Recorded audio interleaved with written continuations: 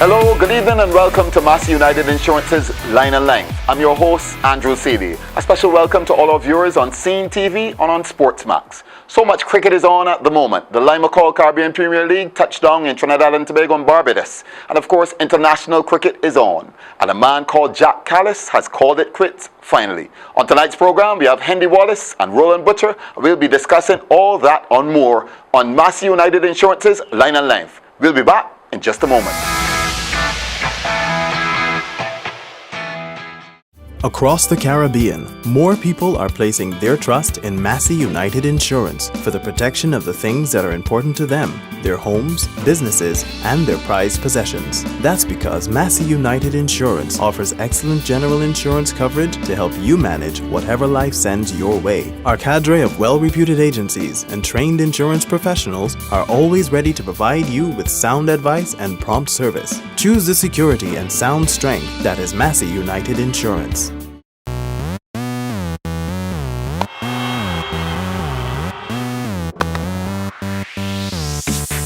In the Caribbean, we do things a little differently. Okay, a lot differently. Our parties are bigger and more colorful. Our people are more beautiful and more sensual.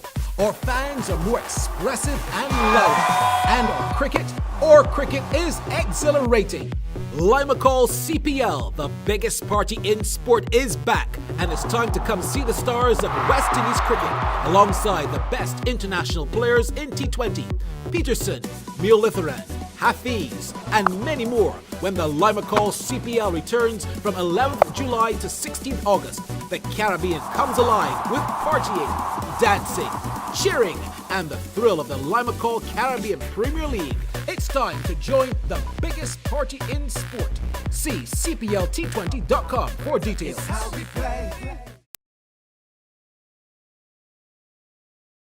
I live cool, I live fresh, I live life without the stress. Every day I feel my best, I live cool with Lima Call. Feel the energy, feel the breeze, I feel like doing as I please. Relaxation comes with these, I live cool with Lima Call. Live cool with Lima Call and feel the freshness of a breeze in a bottle. Lima Call is trusted the world over and gives that easy, breezy Caribbean feel to all. Every day I feel my best, I live cool with Lima Call.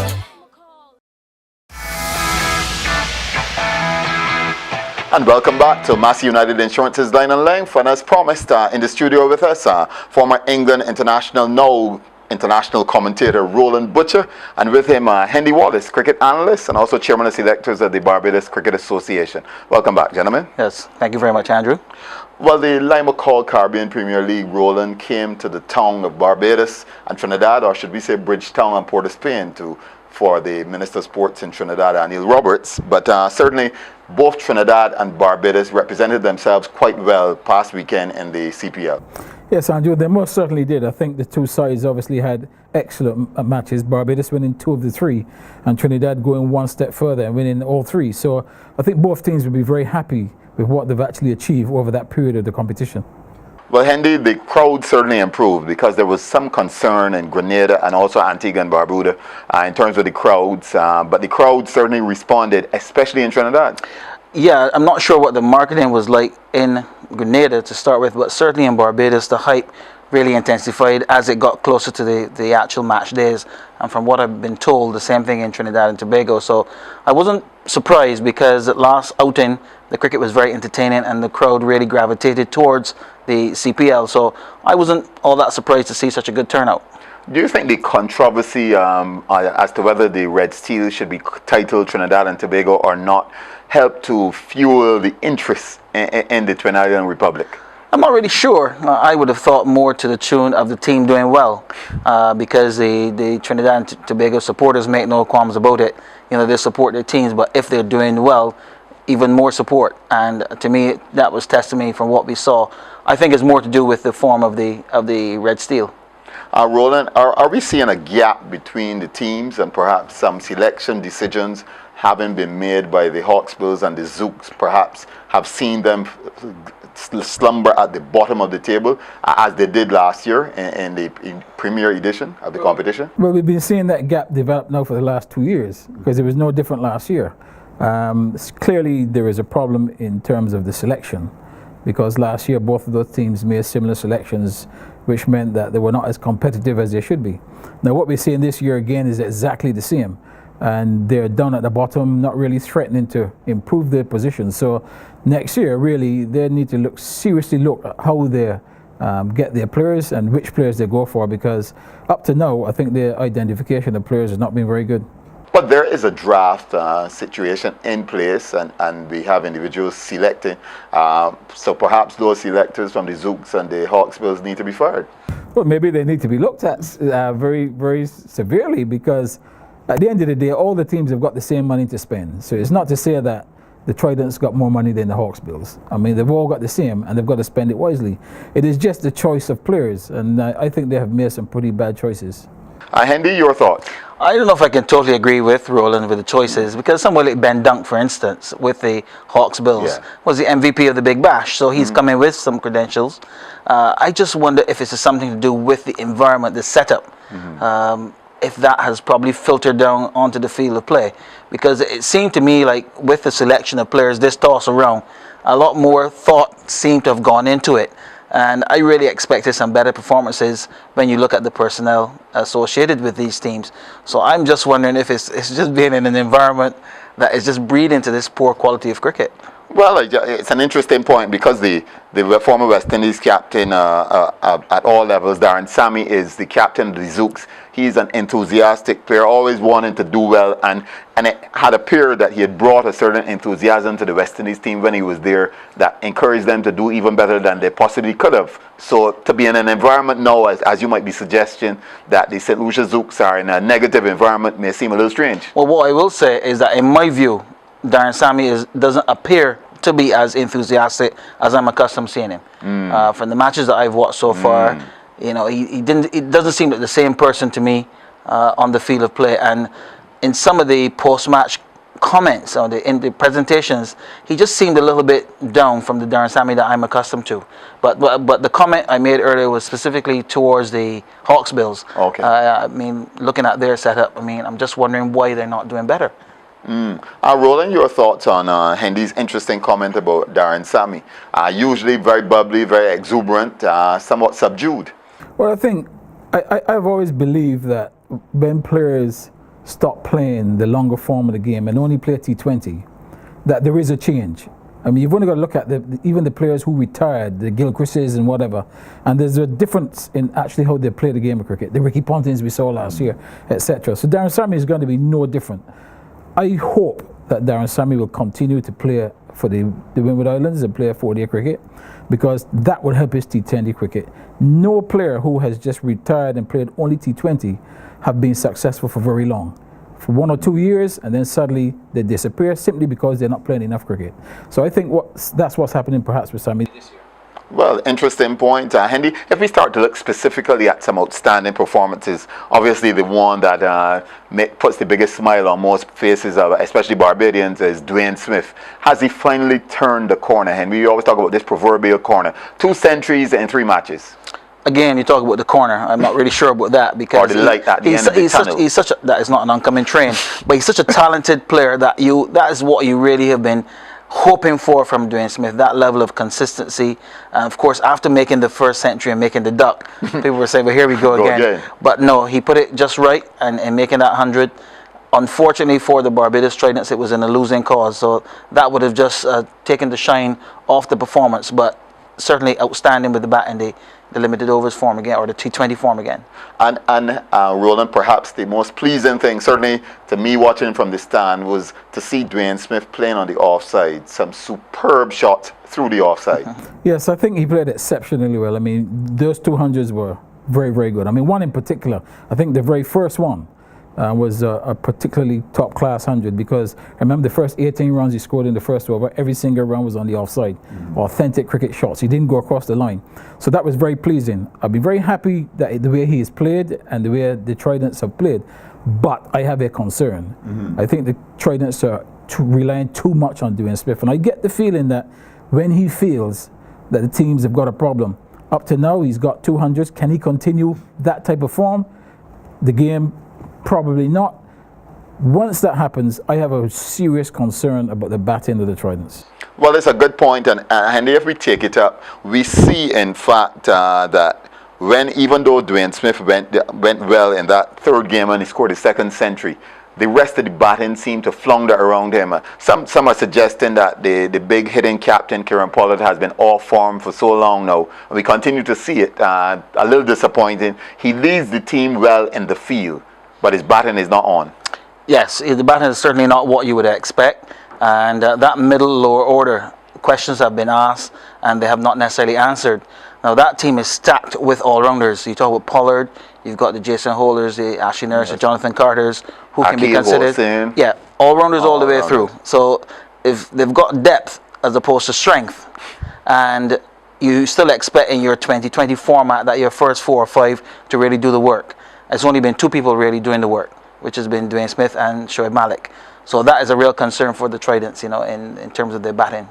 If we look back to Trinidad and Tobago on the Red Steel, the performances of the Bravo brothers have been outstanding, as well as Evan Lewis, a pretty new name. He's not a young player, but a pretty new name into regional cricket, batted very well in Trinidad and Tobago. Yeah, so Evan Lewis has been playing well. Don't forget last year, he did also very well. I think also when Trinidad went to the Champions League. I mean, he certainly showed what he could do there. Trinidad and Tobago performances the last 3 games have been excellent. If you go back to the game against the Ghana Warriors, Amazon Warriors, Superb performance, where they lost, and then suddenly they've come back at home and won all 3 games in front of their fans. I think they are a serious threat in this competition, and the teams have got to be very careful with them.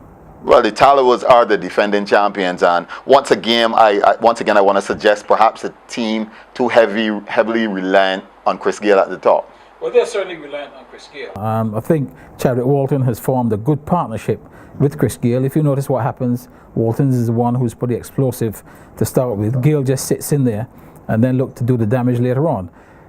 What they need is really for Walton to carry on. If Walton carries on for 5-6 overs and beyond, and Gayle is still there, there could be a serious threat, particularly Russell coming in at the end with 4 or 5 overs to go. But if those 2 get out early, again, there's a question mark in their middle order as to whether they can get substantial totals.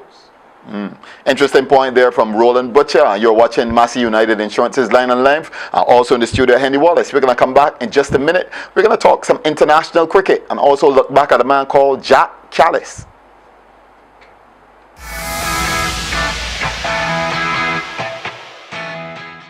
Across the Caribbean, more people are placing their trust in Massey United Insurance for the protection of the things that are important to them, their homes, businesses, and their prized possessions. That's because Massey United Insurance offers excellent general insurance coverage to help you manage whatever life sends your way. Our cadre of well-reputed agencies and trained insurance professionals are always ready to provide you with sound advice and prompt service. Choose the security and sound strength that is Massey United Insurance.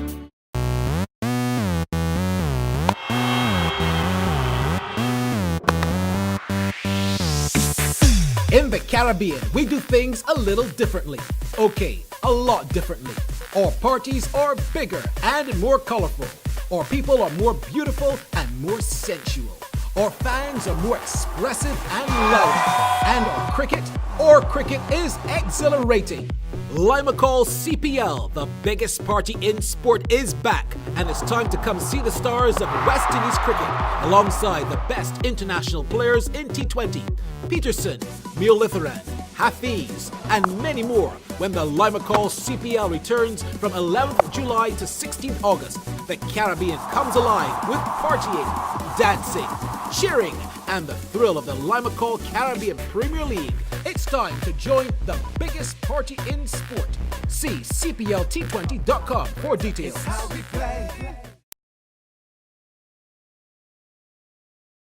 I live cool, I live fresh, I live life without the stress. Every day I feel my best, I live cool with Limacall. Feel the energy, feel the breeze, I feel like doing as I please. Relaxation comes with these, I live cool with Limacall. Live cool with Limacall and feel the freshness of a breeze in a bottle. Limacall is trusted the world over and gives that easy, breezy Caribbean feel to all. Every day I feel my best,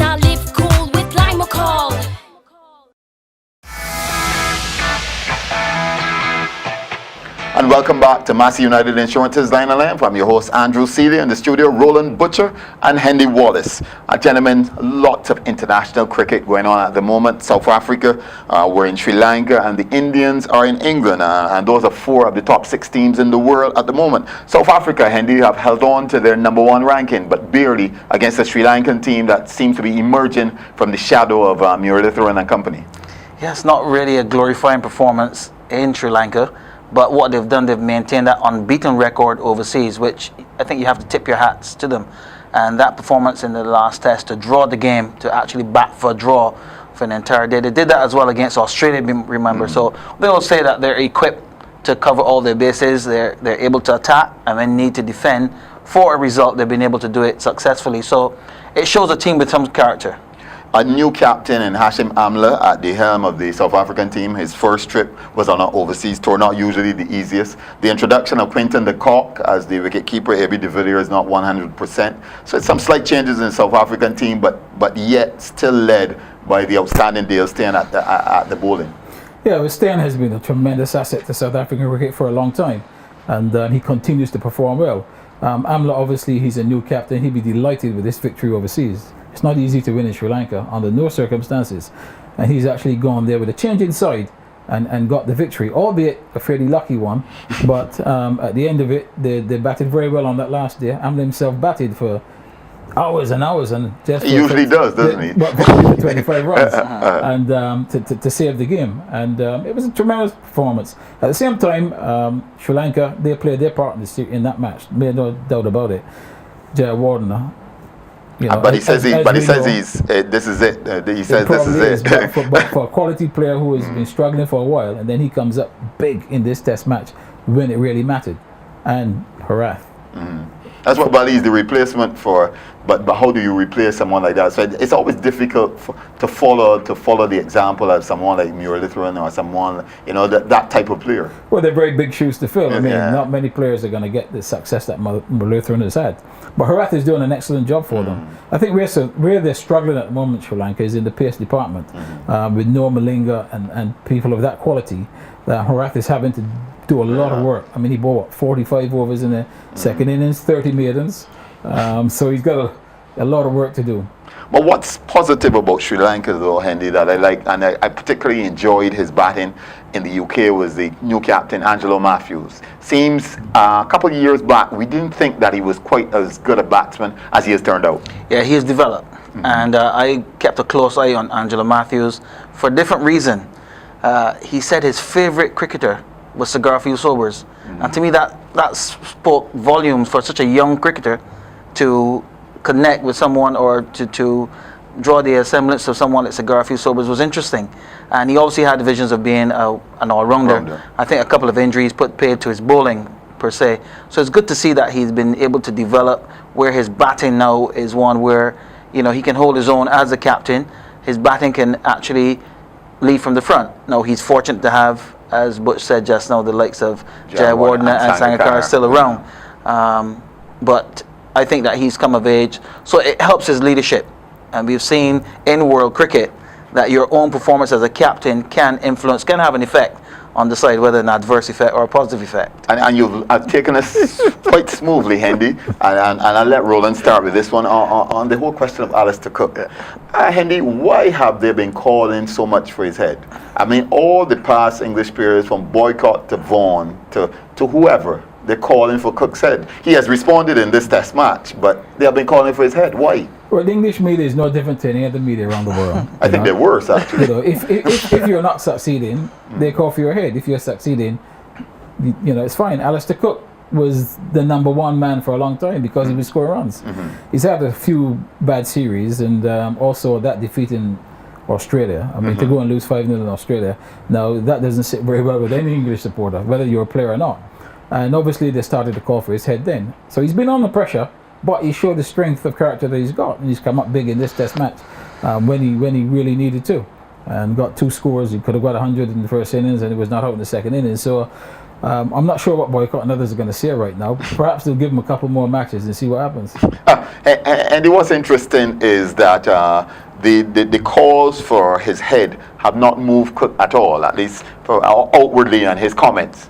he says that he is the man for the job and he's staying on. Yeah, and I agree with him, because this is a guy that showed a steely resolve in the performances in Australia, not the last tour, but the tour before, where he showed that he may not be the most flamboyant player, but he certainly showed that he had the powers of concentration and the appetite for big scores. And I was amazed that because of some failures, that they felt there was a need to, and like it's not like if there was an obvious replacement.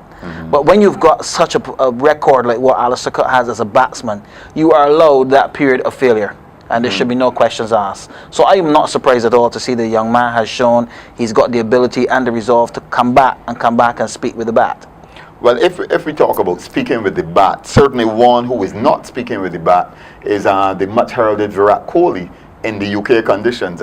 People had been saying that he is potentially the best batsman in the world. Well, certainly Broad and Anderson have certainly exposed him, and Cole have exposed him in England, because he has not yet put a big score on the table.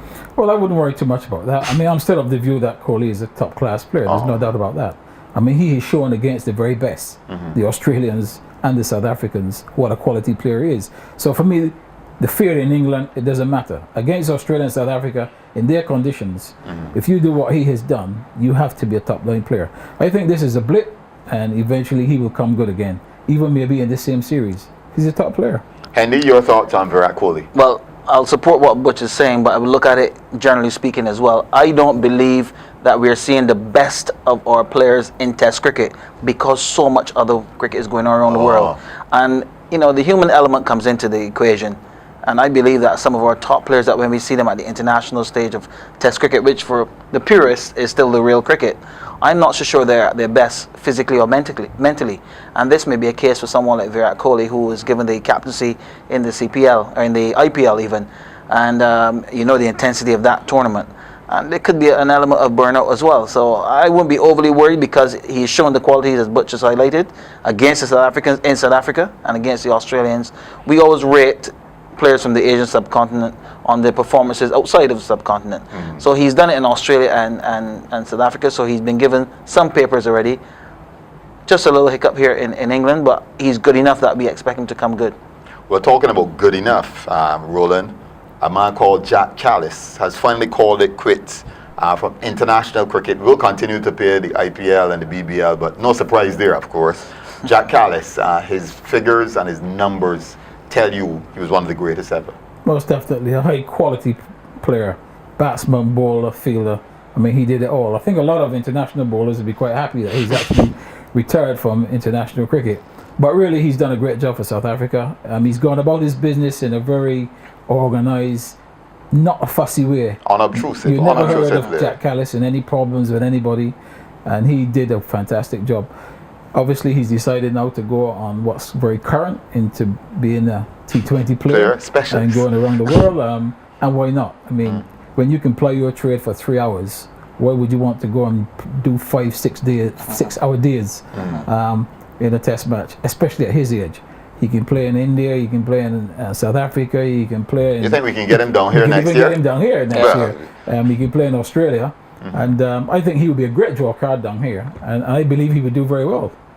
Hendy, Jack Callis, his legacy, he had been compared to the greats, Red Excellence, Gary Sobers, Mike Proctor, Pollock, those names, Imran Khan, those names, Ian Botham, spoken up in those terms. You agree? Only because he was an all-rounder. That's the only reason. I always think it's unfair to compare different eras. But Callis, certainly, his stats would certainly go against the very best, and there's no question about it.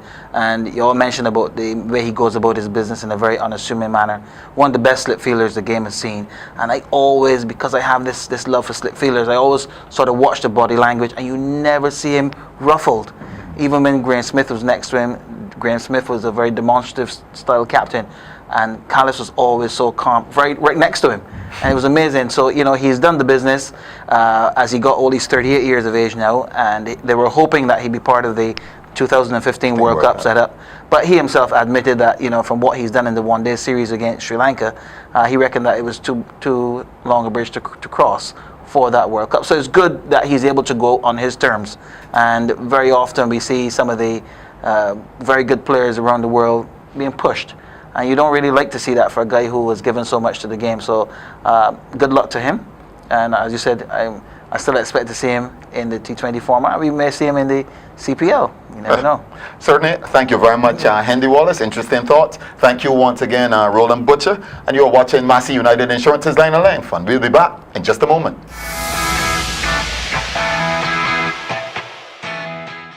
Across the Caribbean, more people are placing their trust in Massey United Insurance for the protection of the things that are important to them, their homes, businesses, and their prized possessions. That's because Massey United Insurance offers excellent general insurance coverage to help you manage whatever life sends your way. Our cadre of well-reputed agencies and trained insurance professionals are always ready to provide you with sound advice and prompt service. Choose the security and sound strength that is Massey United Insurance.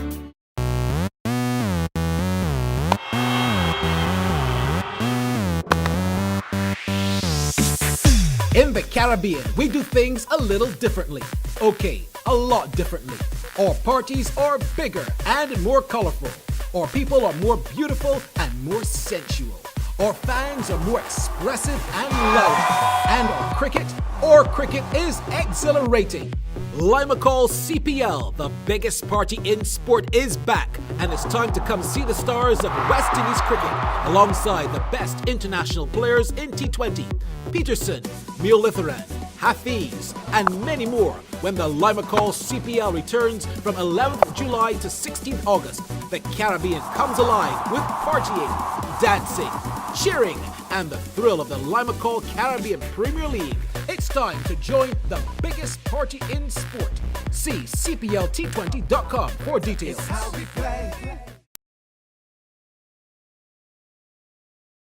I live cool, I live fresh, I live life without the stress. Every day I feel my best, I live cool with Limacall. Feel the energy, feel the breeze, I feel like doing as I please. Relaxation comes with these, I live cool with Limacall.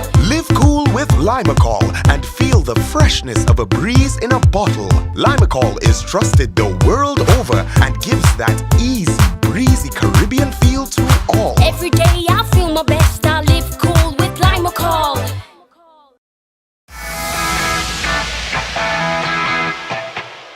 Well, that's our program for tonight. Thank you so much for joining us. We also want to say a special thank you to Roland Butcher and Hendy Wallace as we discuss Limacall Caribbean Premier League and other international cricket. Join us next week for more on Massey United Insurance's Line and Line.